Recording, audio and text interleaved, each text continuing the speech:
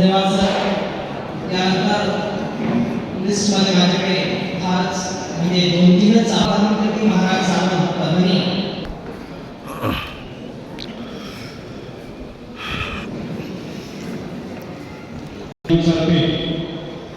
विचारपीठावरील आजच्या कार्यक्रमाचे अध्यक्ष डॉक्टर सय्यद रफिक आंबेडकर साहेब, ज्यांची प्रवचन आणि वारकरी परंपरेची मांडणी ऐकत आम्ही 20 वर्षांची प्राध्यापक साहेब. विचारपीठावर विराजमान असणारे ज्ञानी गोवर्धन सिंगजी जळगावहून आलेले आहेत. विचारपीठावर विराजमान असणारे गावच्या सद्भावना मंचाचे प्रमुख प्रशांतजी देशमुख. विचारपीठावर विराजमान असणारे गुरुदेव सेवा मंडळाचे आमचे सत्यपाल महाराज, भागवतकर महाराज. आपल्या विचारपीठावर विराजमान असणारे मोहम्मद जियाउल्लाजी, वेरुळकरजी गुरुजी, प्रशांतजी सोनवणे, सादिक भाई आणि समोर जमलेल्या माझ्या भावांनो आणि बहिणींनो, आज आपण जो सद्भावना मंचाच्या वतीनं पिंपळगाव राजा जिल्हा बुलढाणा या गावी जो कार्यक्रम आयोजित केला आहे त्याबद्दल मी आयोजक संयोजकांचे अभिनंदन व्यक्त करतो की ज्यांनी एवढा चांगला एकात्मतेचा, सद्भावनेचा, सलोख्याचा, माणुसकी जपणारा कार्यक्रम आयोजित केला आहे. एकीकडे देशामध्ये द्वेष पसरवणं चालू आहे, भांडण लावणं चालू आहे, मॉब लिंचिंग चालू आहे, देशाचं वाटोळं करणं चालू आहे. त्याच वेळेला गावचे देशमुख आणि गावचे समस्त मुस्लिम हिंदू सर्व जातीची मंडळी मिळून जर पिंपळगावमध्ये सद्भावना मंचाचा कार्यक्रम घेत असेल तर हा मोठा आशेचा किरण आहे. देशासाठी प्रेरणा आहे, देशासाठी मोठी शीख आहे, एक मार्गदर्शन आहे.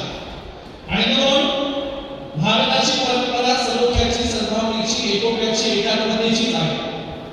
जेव्हा जेव्हा इथे कुणी द्वेष आणि भांडण लावायचा प्रयत्न केला तेव्हा ते वेगळे पडले, त्यांना ते थांबवावं लागलं आणि आपसूक सगळे एक झाले. दुष्काळाच्या काळात आम्ही एक असतो, महापुराला आम्ही एक असतो, कुणाचं घर जायला लागलं तर आम्ही सगळ्या जातीचे लोक एकोप्याने ते विझवायला जातो. आमच्या हृदयातच मूळची माणुसकी आहे, उपजत प्रेम आहे, उपजत बंधुभाव आहे. प्रत्येक कार्यक्रमात बुलढाणा लोक येतात आणि द्वेष करायचा प्रयत्न करतात. या देशामध्ये संत सिंधूची संस्कृती बघा. सिंधू नदीमध्ये बॅटरीला शेजारी रस्ते तुम्हाला दिसतात, सगळ्यांशी घरं सारखी दिसतात. सगळ्यात महत्त्वाचं वैशिष्ट्य सिंधू संस्कृतीचं इथे सार्वजनिक स्नानगृह दिसतात. याचा अर्थ होतो एकाच स्नानगृहात सगळे लोक आंघोळ करत होते. सप्त सिंधूमध्ये जाती व्यवस्था नव्हती, वर्ण व्यवस्था नव्हता, गैरबराबरी नव्हती, विषमता नव्हती. या सप्त सिंधूवर हल्ले करून जाऊन आकांक्षा टोळ्यांनी आक्रमण केलं आणि सप्त सिंधू उद्ध्वस्त केली. उद्ध्वस्त केली, या देशात वर्ण व्यवस्था लागू केली, या देशात जाती व्यवस्था लागू केली आणि एक संघ असणारा भारतीय प्रजात्यांना इथल्या भूमिपुत्रांना 6,500 जाती आणि 75,000 पोटजाती विभागण्याचं काम आल्याच्या टोळ्यांनी केलं. या देशामध्ये धर्मग्रंथ लिहिले गेले आणि धर्मग्रंथ काही तुमच्या आमच्या सगळ्यांच्या भल्याचे नाही, गुरुभर लोकांच्या फायद्याचे धर्मग्रंथ लिहिले गेले. धर्मग्रंथातून विषमता पेरणारी तत्वज्ञान जन्माला घातलं आणि या धर्मग्रंथातून काय सांगितलं तर देवाधीनं जगत सर्वं ते देवमंत्राधीनं मंत्र ब्राह्मणाधीनं ब्राह्मणं देवताः. सगळे देव कशाच्या अधीन आहेत म्हणजे अख्खं जग देवाच्या अधीन आहे, संपूर्ण जग देवाच्या अधीन आहे, पण देव मात्र मंत्रांच्या अधीन आहे. आणि हे मंत्र फक्त ब्राह्मणांना येतात आणि पण ब्राह्मणांनाच भूदेव ब्राह्मण पाहिजे. देवापेक्षाही स्वतःचा दर्जा वाढवण्याचं काम विषमतावाद्यांनी या देशात केलं. तुम्हाला तुमचा कुठला पाण्याचा धंदा चालवायचा किल्ले आणि असतं, पण तुम्ही आमच्या स्त्रियांची बदनामी केली केवळ अंगावरचं सोनं लुटण्यासाठी. एका श्रीमंताच्या घरातल्या बाईच्या अंगावर अर्धा किलो पाव किलो सोनं असायचं. केवळ स्त्रीच्या अंगावरचं सोनं लुटण्यासाठी सती प्रथा जन्माला घातली आणि हजारो वर्ष माझ्या मायमावळ्यांना सती प्रथेच्या नावाखाली जिवंत जाळलं आणि त्यांच्या अंगावरचं सोनं लुटलं. इतकं वाईट कृत्य इथे विषमतावाद्यांनी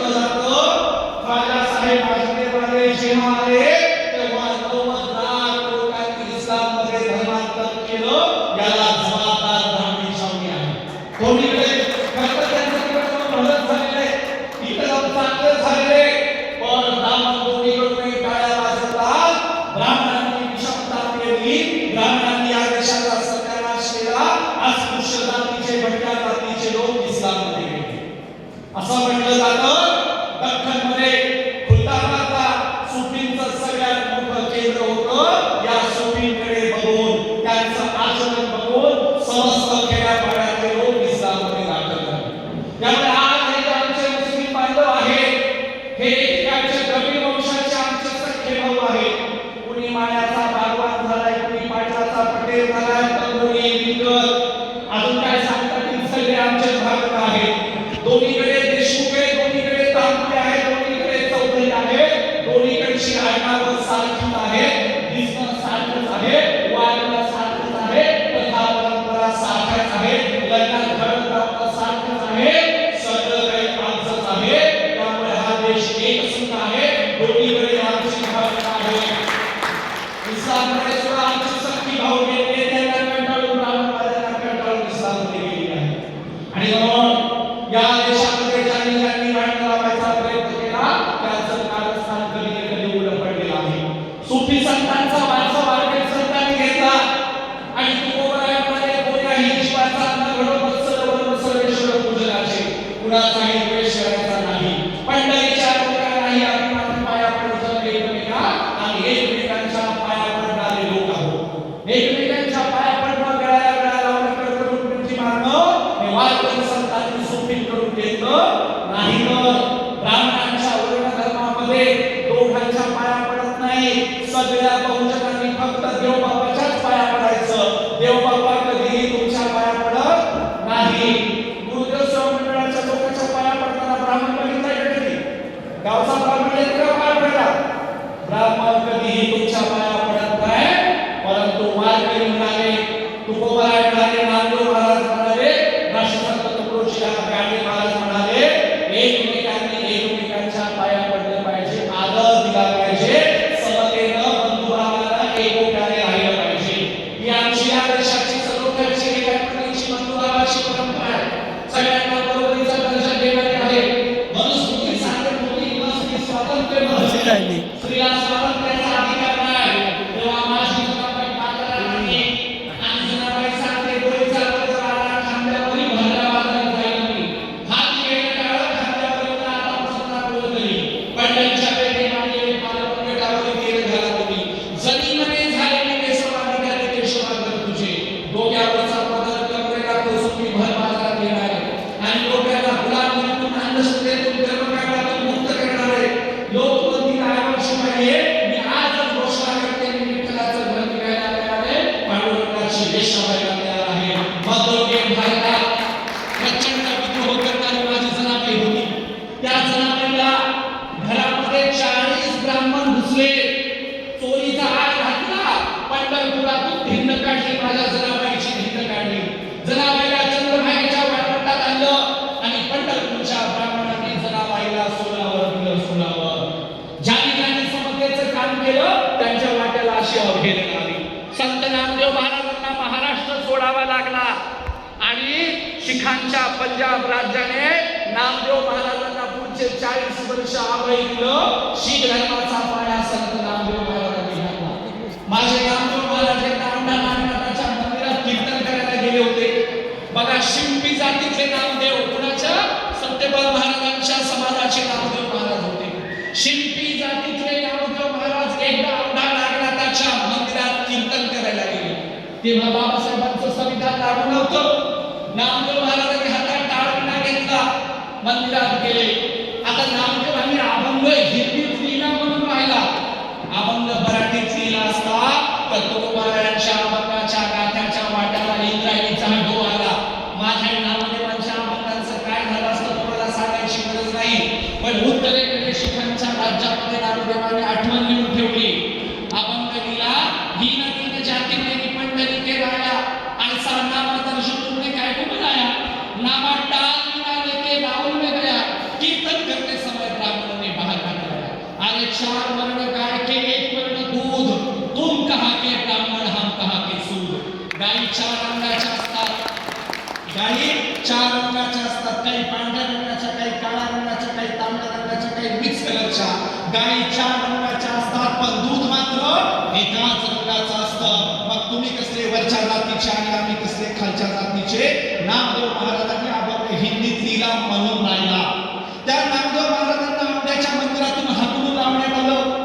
सवर्ण जातीचे, शिंपी जातीचे, चांगल्या जातीच्या असणाऱ्या नामदेवांना हे जर मंदिरातून हाकलून लावत असते तर अस्पृश्यांचे काय हाल असतील. महाजनाच्या घरात जन्मलेले तुकोबा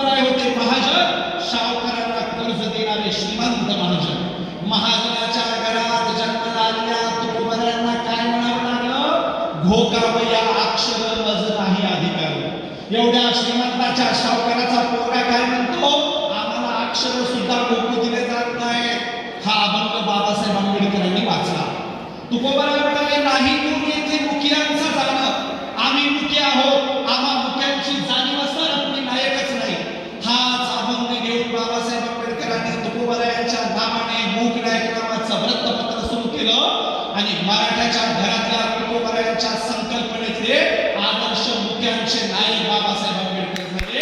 संतांचा वारसा आणि म्हणून सूफींचा वारसा, संतांचा वारसा, सिखांचा वारसा, लिंगायत महानुभावांचा वारसा आम्हाला भारताच्या संविधानामध्ये दिसतो.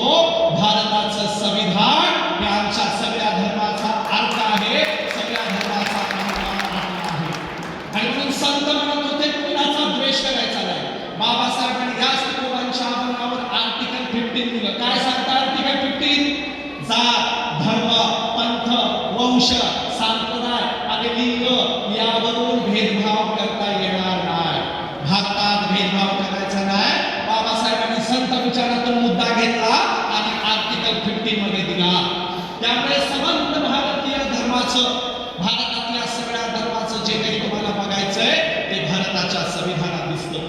आणि मग बघा, जे देशात 2 धर्म आणतात, देशात 2 धर्म आणतात. एक माणुसकीचा धर्म, आता आपल्या गुरुदेव स्वामींच्या महाराजांनी सांगितलं, आणि दुसरा विषमतावाद्यांचा धर्म. बघा, माणुसकीचा धर्म कोणता आहे? 2 गटांमध्ये, 2 गावांमध्ये भांडणं होऊ नयेत. रोहिणी नदीच्या पाण्यावरून 2 गटात, 2 गावात भांडणं होऊ नये म्हणून स्वतःच्या घरादाराचा त्याग करणारा बुद्ध होता आणि बुद्धाचा समतेचा धर्म मानतो. पण रणांगणावर स्वतःच्या भाऊबंधांच्या कत्तली करणारा, चारकाला भर धर्म सगळे जिवंत जाणणारा धर्म आम्ही मानणार नाही. 2 धर्म या देशात बांधतात, विषमतावाद्यांचे आणि समतावाद्यांचे. तुम्हाला सांगतो समतावाद्यांचा काय धर्म असतो आणि विषमतावाद्यांचा काय धर्म असतो. संत ज्ञानेश्वर महाराज लहान होते, लहान 4 भावंड, 3 दिवस झालं भुकेनं व्याकुळे, पोटात अन्नाचा कण नाही. तेव्हा एक भाऊ आळंदीमध्ये गावामध्ये भिक्षा मागायला झोळी घेऊन जातो. गावामध्ये थोडंसं पीठ कुणीतरी झोळीमध्ये टाकतं आणि आता घरी जाऊन त्याच्या भाकऱ्या करून खाता येईल म्हणून एक लहान संन्याशाचं पोरग ज्ञानेश्वर विठ्ठलपंत कुलकर्णी जेव्हा घराकडे जातात तेव्हा ब्रह्मानंद त्यांना रस्त्यात अडवतो, त्यांचं पीठ जमिनीवर सांडवतो, त्यांची झोळी टराटरा फाडतो आणि त्या पिठावर नाचतात. हा विषमतावाद्यांचा धर्म आहे, आमचा धर्म कधी असू शकत नाही. पण सावित्रीबाईंच्या दारामध्ये पोट पाटला गेलेला एक अस्पृश्य व्याकुळ होऊन अंगात येऊन बसतो आणि खायला एक भाकरी मागतो. सावित्रीबाई म्हणतात, अरे तुला एक भाकरी खायला दिली तर घरच्यांचं कसं होईल? तुझं पोट भरेल पण घरच्यांचं कसं होईल? असं कर, तुला मी थोडेसे जोंधळे देते. सावित्रीबाई घरात जातात, ज्वारी आणि जोंधळ त्याच्या धोत्रामध्ये टाकतात. तो धोत्रात येऊन जोंधळ रस्त्याने निघतो, पण धोत्राला छिद्र पडलेले आहेत. धोत्रातून जोंधळा खाली पडायला लागतो आणि समोरून ज्योतिराव फुले येत असतात. ज्योतिराव फुले म्हणतात, अरे तुला पुढे माय माऊलीने गहू ज्वारी जोंधळ दिलं पण तुला ते देता येईना. ज्योतिराव फुलेच्या खांद्यावर उपरण असतं, त्या अस्पृश्याला उपरण देतात, सांगतात त्याच्यात बांधून तुझी गहू ज्वारी जोंधळने झोळी जोंधळ टाकणारी आणि जोंधळ सांडू नये म्हणून रुमाल देणारी सावित्रीबाई फुले आणि ज्योतिराव फुले होते. त्यांचा धर्म आमचा धर्म आहे, माणुसकीचा धर्म आमचा आहे, घरातलं तिन्ही भाऊ खुला करणाऱ्यांचा धर्म आहे, भुके कंगाल लोकांना जेव घालणाऱ्यांचा आमचा धर्म आहे, त्यांच्या पिठावर नाचणाऱ्यांचा, झोळी फाडणाऱ्यांचा धर्म आमचा असू शकत नाही. आणि म्हणून या देशात माणुसकीला प्राधान्य देणारे सगळे आमचे आहेत. ज्यांनी माणुसकी शिकवली, बंधुभाव शिकवला, एकोपा शिकवला, समता शिकवली, माणुसकीचा विचार जडते केला, ते सगळे आमच्या माणुसकीच्या धर्माचे लोक आहेत. आम्ही त्यांचा वारसा पुढे चालवणार आहोत. आम्हाला विषमता मान्य नाही, जातीभेद मान्य नाही, अस्पृश्यता मान्य नाही, बेबराबरी मान्य नाही. आणि मी त्या सोफींना धन्यवाद देतो, बरं झालं या देशात आले. अन्यथा आम्हाला तर वाटायचं अस्पृश्यता कोणीतरी देवाने जन्माला घातली. बरं झालं सोफी या देशात आले, ज्यांनी आम्हाला माणुसकीचा, सलोख्याचा, सदाचाराचा, माणुसकीचा विचार ठेवला. आणि म्हणून एकनाथ महाराजांचे गुरु जनार्दन स्वामी होते आणि जनार्दन स्वामींचे गुरु चारण बोधले होते, मुस्लिम होते, मुस्लिम. या देशामध्ये तुकोबारायांनी आम्हाला दिला, कबीर, लतीफ, मुमीन, सेनारावी या सगळ्या संतांमध्ये मुस्लिम संतांना प्राणप्रिय मानलं. आदराने तुकोबारायांनी मुस्लिम संतांचा उल्लेख केला. एवढंच काय, एकनाथ महाराजांनी अभंग लिहिला, हजरत मौला सब दुनिया का पालनवाला, घट घट में साईं राज करत आहे पुरवाला.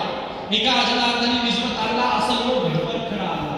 आम्ही सुद्धा अल्लाहला मानतो, आम्ही सुद्धा अल्लाहची उपासना करणार असं असं म्हणणारा अभंग एकनाथ महाराजांनी लिहिला. तुम्हाला वारकरी परंपरेतून बघायला मिळतो. तुकोबाराय सुद्धा म्हणाले, अल्लाह देवे अल्लाह दिलावे, अल्लाह दारू अल्लाह खिलावे, अल्लाह बगर कुछ ना होय, अल्लाह करे सोही होय. एक निर्गुण ईश्वर असतो, त्याच्याशिवाय झाडाचं पानही हलत नाही असं म्हणणारे तुकोबाराय एकनाथ महाराज होते. आणि म्हणून ही परंपरा आमची आहे. अहो गुरु नानक महाराज जगभरात फिरले आणि गुरु नानक देवजींचे जे मित्र होते ते मर्दाना नावाचे मुस्लिम होते. आणि म्हणून भारतातले एकमेव नॉन मुस्लिम असे गुरु नानक देवजी आहेत जे काब्याला गेले होते, काब्याचं दर्शन करून आले होते. काब्यामध्ये जाणारे एकमेव भारतीय गुरु नानक देवजी आहेत. म्हणून आमची सलोख्याची, बंधुभावाची, एकात्मतेची परंपरा आहे, जिच्याबद्दल कितीही सांगितलं तरी कमीच आहे. आम्ही ही एकोप्याची, सलोख्याची परंपरा तुटू द्यायची नाही. अलीकडे काय चाललंय, मॉब लिंचिंग सुरू आहे देशात. कुठल्याही गोष्टीवरून कुणालाही टार्गेट करणं चालू आहे. आदिवासी समाजाला टार्गेट करणं चालू आहे, शेतकरी दलित समाजाला टार्गेट करणं चालू आहे. मुस्लिमांच्या विरोधात सगळं वातावरण बदलणं चालू आहे की देशाची अखंडता, एकात्मता आपल्याला बर्बाद होऊ द्यायची नाही, देश तुटू द्यायचा नाही. आणि म्हणून आपण सगळेजण एकत्रित येऊया. थोडंसं मी बाकीच्या नाही सांगेन की मधल्या काळात आमच्या चुका झाल्यामुळे हा प्रॉब्लेम झाला. मी नेहमी सांगतो, हर उठा हुआ हाथ दुआ का नहीं होता, हर गिरा हुआ पर्दा हया का नहीं होता, बुझ जाते हैं चिराग अपने हाथों से, हर वक्त दोष हवा का नहीं होता. आम्ही सुफींकडे पाठ केली, सुफींचा वारसा सोडला, सुफी जनतेला सांगणं कमी केलं, म्हणून आमच्यावर हे संकट आले असं मी समजतो. एक छोटासा मुद्दा सांगतो आणि समारोपाकडे जाऊया. एक आमचे मौलाना साहेब होते आणि घराकडे जाताना एक बकऱ्याचं पिल्लू घेऊन चालायचं. छोटी बकरी, बकरं होतं छोटंसं. आता मौलाना साहेब बकरं घेऊन घरी जाताना रस्त्यावर त्या चौकात 5-6 जण उन्हाळ पोरं बसले होते. बकरं रे मस्त याची पार्टी करून खाऊ. दुसरा मुलगा मौलाना साहेब देणार नाही, थोडीशी मोठी म्हणजे ते कसं बकरं आपल्याला देतील. तिसरा मुलगा माझ्याकडे एक आयडिया आहे, मला एक आयडिया करून बरोबर बकरं काढू. त्या एक जणांनी सगळ्यांच्या कानात सांगितलं, प्रत्येक जण 8 किलोमीटरवर 2 हाताच्या अंतरावर पुढच्या चौकात प्रत्येक जण उभं राहिलं. मौलाना साहेब बकरं घेऊन चालले होते. पहिला मला सलाम अलैकुम मौलाना साहब किधर जा रहे हैं? मौलाना साहब म्हणाले वालेकुम सलाम, घर को जा रहा घर को जा रहे ठीक है, लेकिन कुत्ता लेके कहाँ जा रहे हैं? मौलाना साहब बोले तुम्हारा कुत्ता दिख रहा है, तो बकरा है ना, काय कोण झूठ बोल रहे, मुझे मी मजाक कर रहे क्या? पुन्हा पुढे गेल्याच्या नंतर पुढच्या चौकात अजून एक जण म्हणाला, मौलाना साहेब घरी चालले वाटतं, पण कुत्रे घेऊन कुठे चालले? मौलाना साहेब म्हणाले ते बकरे कुत्रे कसं काय म्हणायला लागला. अजून पुढे गेल्याच्या नंतर तिसराही तसंच, चौथाही तसंच, पाचवाही तसंच. माझ्या पोटामध्ये थोडासा संशय आला, सगळेच्या सगळे कुत्रे कसं काय म्हणतील? एक जण मजाक करेल, 2 जण मजाक करतील, सगळेच कुत्रे म्हणायला लागले. थोडंसं पलीकडे गेला त्याने त्या बकऱ्याचे कान ओढून बघितले, पाय ओढून बघितले, मला तर बकरं दिसायले, पण सगळे काय म्हणतायत कुत्रे आहे. त्यांनी गावाच्या बाहेर गेल्यावर ते बकरं दिलं सोडून आणि भूक ठोकली, घराकडे नुसतेच पळत गेले. सांगायचं म्हणताय सत्य आमच्या हातात होतं, सत्य आमच्या हातात होतं, पण आम्ही त्याला कुत्रं म्हणून सोडून दिलं आणि निघामेच निघालो सगळीकडे फिरत फिरत. आमच्या हातात सत्य राहिलं नाही, विचारले राहिलं नाही, काहीच नाही. आणि म्हणून भारतीय मुस्लिम है, सुन के ईमान लाए वाले मुसलमान है. या मुस्लिमांनी नीट इस्लामचा विचार समजून घ्यावा, नीट सुफींचा विचार समजून घ्यावा आणि पुढाकार घेऊन आपण सगळ्यांनी आदर्श पावलं टाकावी.